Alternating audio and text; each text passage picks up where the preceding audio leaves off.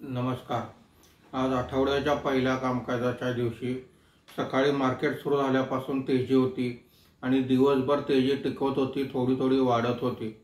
आज market संपताना Sensex हा 341 पॉईंटनी वाढून 74,170 वर बंद झालेला आहे।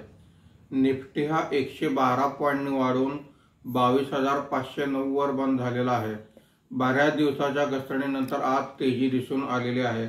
जागतिक संकेत चांगले आहेत, या एका कारणामुळे आज तेजी दिसून आलेली आहे। आजच्या कामकाजामध्ये वाढलेले मुख्य शेअर्स पुढील प्रमाणे: doctor Reddy's lab 3.86%, Bajaj Finserv 3.55%, SBI life insurance 3.51%, trend 2.73% अशी वाढ आहे।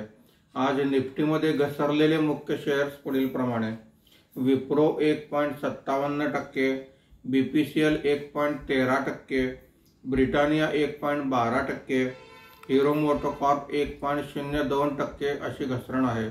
आजच्या कामकाजामध्ये बीएसई हेल्थकेअर 1.12% वर आहे। बीएसई मेटल इंडेक्स 0.91% वर आहे। बीएसई रियालिटी इंडेक्स 0.35% खाली आहे। बीएसई मिड कॅप इंडेक्स 0.77% वर आहे। BSE small cap index flat आहे। आज एफआयआयने 4,489 कोटी रुपयांची विक्री केलेली आहे। देशी वित्तीय संस्थांनी 6,000 करोड रुपयांची खरेदी केलेली आहे।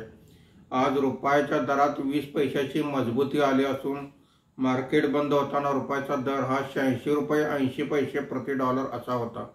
धन्यवाद।